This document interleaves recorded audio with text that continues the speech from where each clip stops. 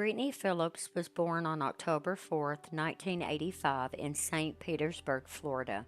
She had an older brother, Josh, and both was raised by their mother, Dr. Maggie Zingman. After Brittany and Josh's parents divorced in 1991, Dr. Zingman and her two children moved to Tulsa, Oklahoma. Brittany attended the Union High School in Tulsa and graduated in 2003. Brittany then attended the Eckerd College for her freshman year in St. Petersburg before returning home in Oklahoma. The following spring, Brittany began attending the Tulsa Community College and lived alone in a two-story apartment complex named the Glen Eagles Apartments. This neighborhood was quiet and never had any violent crimes, which seemed to be a good start for an 18-year-old college student. On September 30th, 2004, a friend of Brittany's had went by to check on her after noticing her absence in classes but didn't get an answer. Later that night, around 9 p.m., police conducted a welfare check on Brittany and discovered her laying by the bed in the bedroom floor. There appeared to be signs of struggle, and Brittany had been assaulted, and her death had been determined to be caused by strangulation.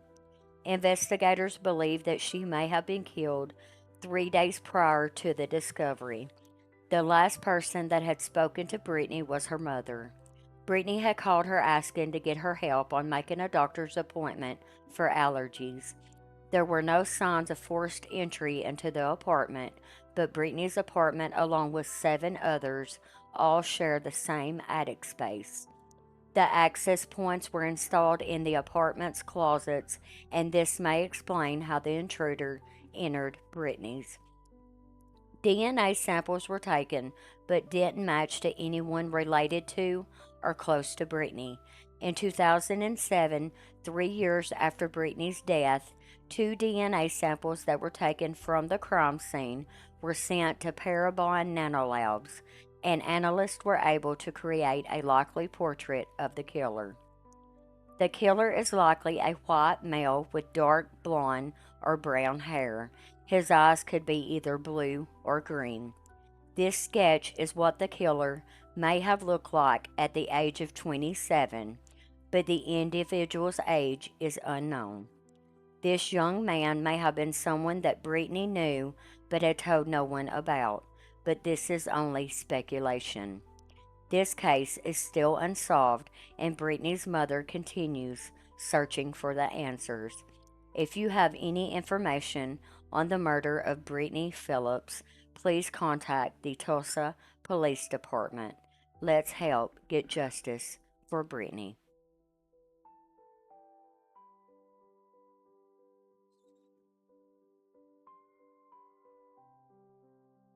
On December 1st, 2017, 17-year-old Maggie Long had left Platte Canyon High School and returned home to get a change of clothes, some water, and some home-baked cookies for a concert that was scheduled at the school that night.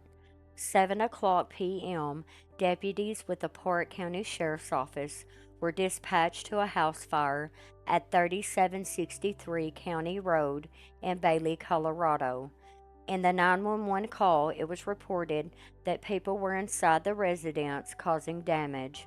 At least one male was on the property. After the fire was extinguished, Maggie Long's remains were discovered by fire rescue. The El Paso coroner's office ruled her death as a homicide. She had been burnt alive. The crime scene revealed that a physical altercation took place between Long and her assailants before the fire started. Suspects stole a Beretta handgun, an AK-47 style rifle, 2,000 rounds of ammunition, and a green safe. She told her friends that she would be right back and was never seen alive again. Investigation determined Maggie had walked in on at least 3 intruders trying to rob her parents' home. Neighbors reported hearing an argument coming from the Longs' home. This case remains unsolved.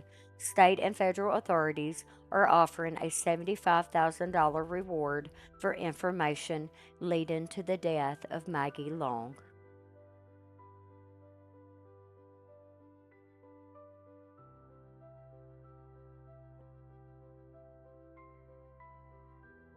Brian Schaefer was born February 11, 1979, and was a medical student at the Ohio State University College of Medicine. He has been missing since the early hours of April 1st, 2006, after security cameras recorded him just outside a bar in Columbus, Ohio.